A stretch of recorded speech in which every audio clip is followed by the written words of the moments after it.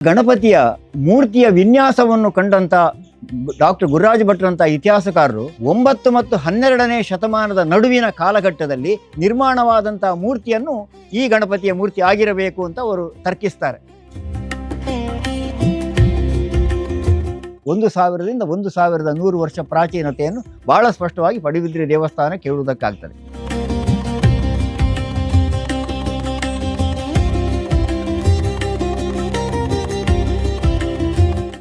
ಧಾರ್ಮಿಕ ಸಾಂಸ್ಕೃತಿಕ ಸಮೃದ್ಧ ನೆಲೆ ಪಡುಬಿದ್ರಿ. ಪಡುಬಿದ್ರಿಯಲ್ಲಿ ಪುರಾಣ ಇದೆ, ಇತಿಹಾಸ ಇದೆ, ಜಾನಪದ ಹಿನ್ನೆಲೆ ಇದೆ.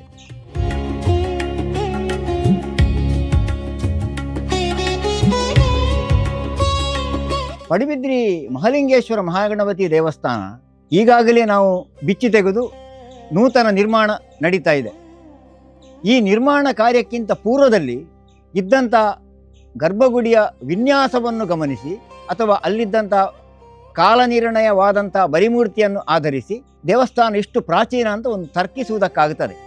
ಒಂದು ಲೆಕ್ಕಾಚಾರ ಪ್ರಕಾರ ಪಡುಬಿದ್ರಿಯ ಆ ಮಹಾಲಿಂಗೇಶ್ವರನ ಗರ್ಭಗುಡಿ ಮತ್ತು ಅದರ ಭಿತ್ತಿಯಲ್ಲಿದ್ದಂಥ ಗಾರೆ ಮತ್ತು ಗಚ್ಚಿನಿಂದ ತಯಾರಿಸಲ್ಪಟ್ಟಂಥ ವಿನ್ಯಾಸಗಳು, ಆ ಘನದ್ವಾರ, ಭಿತ್ತಿಸ್ತಂಭ ಇತ್ಯಾದಿಗಳನ್ನು ಒಂದು ಆಧರಿಸಿ, ಮತ್ತು ಗ್ರೀವದಲ್ಲಿದ್ದಂಥ ಗ್ರೀವ ದೇವತೆಗಳನ್ನು, ಆ ಮೂರ್ತಿಗಳನ್ನು ಆಧರಿಸಿ, ಮತ್ತು ಹಸ್ತಿಹಸ್ತ ಇತ್ಯಾದಿ ಆ ದೇವಸ್ಥಾನದ ಅವಿಭಾಜ್ಯ ಅಂಗಗಳನ್ನು ನಿರ್ಧರಿಸಿಕೊಂಡು ಬಲಿಮೂರ್ತಿಯ 10ನೇ ಶತಮಾನದ ಬಲಿಮೂರ್ತಿ ಎನ್ನುವುದನ್ನು ಆಧಾರವಾಗಿಟ್ಟುಕೊಂಡು ತೀರ್ಥಮಂಟಪದಲ್ಲಿರುವಂಥ ನಂದಿಯ ಮೂರ್ತಿ ಹಾಗೂ ಅದರ ಕಂಬ ಮತ್ತು ಅದರ ಕರ್ಣಮುಚ್ಚಿಕೆಯ ಆಧಾರದಲ್ಲಿ ಪಡುಬಿದ್ರಿಯ ಮಹಾಲಿಂಗೇಶ್ವರ ಮಹಾಗಣಪತಿ ದೇವಸ್ಥಾನಕ್ಕೆ 1000ರಿಂದ 1100 ವರ್ಷ ಪ್ರಾಚೀನತೆಯನ್ನು ಬಹಳ ಸುಲಭವಾಗಿ ನಮಗೆ ಹೇಳುವುದಕ್ಕಾಗ್ತದೆ.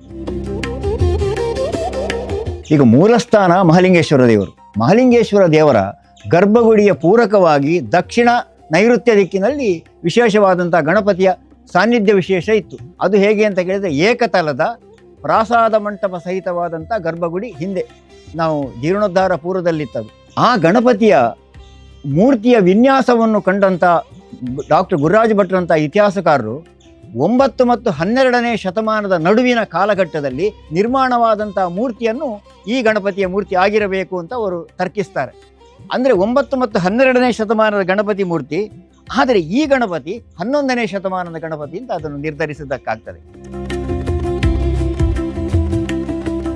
ಹೊರಗೆ ನಾವು ಧ್ವಜಸ್ತಂಭದಿಂದ ಈಚೆ ಇರುವಂಥದ್ದು ಒಂದು ಪ್ರಧಾನ ಬಲಿಪೀಠ ಇದೆ. ಅದರ ವಿನ್ಯಾಸ ಅದ್ಭುತವಾದಂಥ ಒಂದು ವಿನ್ಯಾಸ ಮತ್ತು ಪುರಾತನವಾದಂಥ ಒಂದು ವಿನ್ಯಾಸ. ಆ ವಿನ್ಯಾಸಕ್ಕನುಗುಣವಾಗಿ ಪಡುಬಿದ್ರಿಯ ಆ ಬಲಿಪೀಠ ಇರುವುದರಿಂದ ಈ ಪಡುಬಿದ್ರಿಯ ಮಹಾಲಿಂಗೇಶ್ವರ ದೇವರ ಲಿಂಗದಲ್ಲಿಯೂ ಒಂದು ವಿಶೇಷವನ್ನು ನಾವು ಕಾಣುವುದಕ್ಕಾಗ್ತದೆ. ಅದನ್ನು ವರ್ಧಮಾನ ಲಿಂಗ ಅಂತ ನಾವು ಇತಿಹಾಸಕಾರರು ಅಥವಾ ಶಾಸ್ತ್ರಕಾರರು ಅದನ್ನು ಹೇಳ್ತಾರೆ. ಅಂದರೆ ಆ ಲಿಂಗದಲ್ಲಿ ಇರುವಂಥ ಕೆಲವು ವಿನ್ಯಾಸಗಳನ್ನು ಮತ್ತು ಅದರಲ್ಲಿರುವಂಥ ಬ್ರಹ್ಮಸೂತ್ರ ಇತ್ಯಾದಿ ರೇಖೆಗಳನ್ನು ಆಧರಿಸಿ, ಬಹಳಷ್ಟು ರೇಖೆಗಳು ಅಸ್ಪಷ್ಟವಾಗಿದೆ, ಕಾರಣ ನಿತ್ಯ ಅಭಿಷೇಕಾದಿಗಳು ನಡೆಯುವುದರಿಂದ ಅದರಲ್ಲಿ ಇರುವಂಥ ಬ್ರಹ್ಮಸೂತ್ರಾದಿ ರೇಖೆಗಳು ಅಸ್ಪಷ್ಟವಾಗಿದೆ. ಆದರೆ ಅದನ್ನು ಬ್ರಹ್ಮಸೂತ್ರ ಅಂತ ಅಥವಾ ನಿರ್ಣಯಿಸುವುದಕ್ಕಾಗ್ತದೆ. ಆ ಬ್ರಹ್ಮಸೂತ್ರ ಮತ್ತು ಅದರ ಲಿಂಗದ ಶಿರೋಭಾಗವನ್ನು ಆಧರಿಸಿ ಅದು ವರ್ಧಮಾನ ಲಿಂಗ ಅಂತ ಇತಿಹಾಸಕಾರರು ಬಹಳ ಸ್ಪಷ್ಟವಾಗಿ ಹೇಳ್ತಾರೆ. ಈ ವರ್ಧಮಾನ ಲಿಂಗ ಬಲಿಮೂರ್ತಿ ಸದಾಶಿವ ಎಂದು ಗುರುತಿಸಲ್ಪಡುವಂಥ ಬಲಿಮೂರ್ತಿ ಅದು 10ನೇ ಶತಮಾನದ್ದು.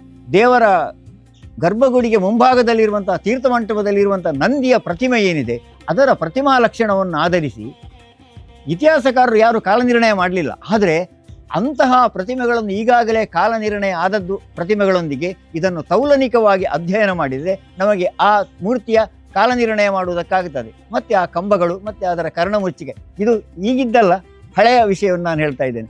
ಅದರ ಮೂಲಕವಾಗಿ ಮತ್ತೆ ಪ್ರಧಾನ ಬಲಿಪೀಠ, ಹೊರಗಿದ್ದಂಥ ಪ್ರಧಾನ ಬಲಿಪೀಠ, ಈ ಮೂರನ್ನು ಒಂದು ಆಧರಿಸಿಕೊಂಡು 1000ರಿಂದ 1100 ವರ್ಷ ಪ್ರಾಚೀನತೆಯನ್ನು ಬಹಳ ಸ್ಪಷ್ಟವಾಗಿ ಪಡುಬಿದ್ರಿ ದೇವಸ್ಥಾನ ಕೇಳುವುದಕ್ಕಾಗ್ತದೆ. ಆದರೆ ಗಣಪತಿ ಮಾತ್ರ 11ನೇ ಶತಮಾನದ ಗಣಪತಿ. ನೋಡಿ, ಆ ಇಡೀ ಹಿಂದಿನ ಸುತ್ತುಪೌಳಿಯನ್ನು ನೀವು ಗಮನಿಸಿದರೆ, ಗರ್ಭಗುಡಿ ಮತ್ತು ಸುತ್ತುಪೌಳಿಯನ್ನು ಗಮನಿಸಿದರೆ, ಈ ಸುತ್ತುಪೌಳಿಗೆ ದಕ್ಷಿಣದಲ್ಲಿ ನೈಋತ್ಯಕ್ಕೆ ಸರಿಸಿ ಗಣಪತಿಯ ಗರ್ಭಗುಡಿ ಇತ್ತು. ಅಂದರೆ ಅದು ಮೂಲ ಸುತ್ತುಬೌಳಿಗೆ ವಿಶೇಷವಾಗಿ ವಿಸ್ತರಿಸಿದಂತಹ ಕ್ರಮದಲ್ಲಿ ಅದು ಇತ್ತು.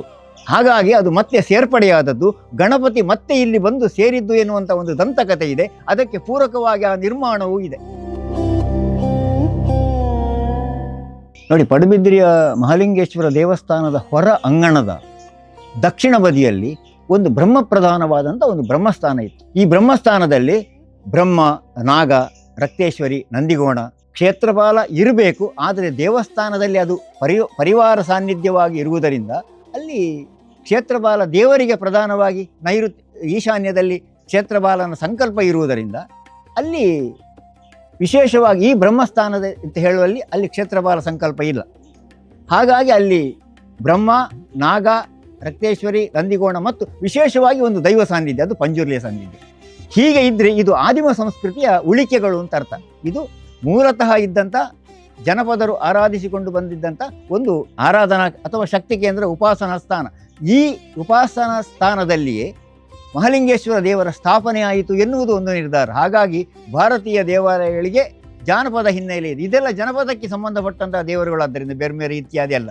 ಹಾಗಾಗಿ ಅಲ್ಲಿಯೇ ಈ ದೇವಸ್ಥಾನಗಳ ನಿರ್ಮಾಣವಾಯಿತು ಒಂದು ತರ್ಕವಾದರೆ, ಇನ್ನೊಂದು ದೇವಸ್ಥಾನಗಳಿದ್ದಲ್ಲಿಯೇ ಜನಪದರು ತಮ್ಮ ಆರಾಧನಾ ಕೇಂದ್ರಗಳನ್ನು ಮಾಡಿಕೊಂಡರು ಎನ್ನುವುದನ್ನು ನಾವು ತರ್ಕಿಸುವುದಕ್ಕಾಗ್ತದೆ. ಅಂದರೆ ಜನಪದರು ಮತ್ತು ವೈದಿಕ ಸಂಸ್ಕೃತಿಯ ದೇವರುಗಳ ಸುಗಮ ಸಮಾಗಮವಾಗಿದೆ ನಮ್ಮ ಜಿಲ್ಲೆಯಲ್ಲಿಂದ ಬಹಳ ಸ್ಪಷ್ಟವಾಗಿ ಹೇಳ್ಬೋದು. ಹಳೆಯ ದೇವಸ್ಥಾನದ ವಾಸ್ತು ಹೇಗಿತ್ತು ಅಂತ ಕೇಳಿದರೆ, ಅದು ದ್ವಿತಲದ ದೇವಸ್ಥಾನ. ಗರ್ಭಗುಡಿ ದ್ವಿತಲದ್ದು, ಅಂದರೆ ಷಡ್ವರ್ಗ ಕ್ರಮದಲ್ಲಿದೆ. ಕೆಳಗಿನ ಪಂಚಾಂಗವನ್ನು ಅಧಿಷ್ಠಾನವೆಂತಲೂ, ಮಧ್ಯೆ ಇರುವಂತಹ ಗೋಡೆಯನ್ನು ಭಿತ್ತಿ ಅಂತಲೂ, ಕೆಳಗಿನ ಆ ಛಾವಣಿಯನ್ನು ಪ್ರಸ್ತರ ಅಂತಲೂ, ಮಧ್ಯೆ ಕಾಣುವಂಥದ್ದನ್ನು ಗ್ರೀವ ಅಂತಲೂ, ಅದಕ್ಕೆ ಮೇಲಿನದ್ದು ಸ್ತೂಪ, ಮತ್ತು ಕೊನೆಗೆ ಪ್ರತಿಷ್ಠಾ ಕಾಲದಲ್ಲಿ ಸ್ಥಾಪನೆಯಾಗುವಂಥದ್ದು ಶಿಖರ. ಹೀಗೆ 6 ಹಂತಗಳಲ್ಲಿ ದೇವಸ್ಥಾನ ಒಂದು. ಅಂದರೆ ದೇವಾಲಯ ನಿರ್ಮಾಣದಲ್ಲಿ ಒಂದು ಊರ್ಧ್ವಮುಖ ರಚನೆ, ಒಂದು ತಿರ್ಯನ್ಮುಖ ರಚನೆ ಎನ್ನುವಂಥದ್ದು 2 ಕ್ರಮದಲ್ಲಿ ನಡೀತದೆ. ಇದು ಊರ್ಧ್ವಮುಖ ರಚನೆ ಹೀಗಿರ್ತದೆ. ಹೊಸತರಲ್ಲಿಯೂ ನಾವು ಅದನ್ನು ಸ್ಪಷ್ಟವಾಗಿ ಗುರುತಿಸುವುದಕ್ಕಾಗ್ತದೆ, ಆದರೆ ಪ್ರಾಚೀನದಲ್ಲಿಯೂ ಅದು ಸ್ಪಷ್ಟವಾಗಿಯೇ ಇತ್ತು.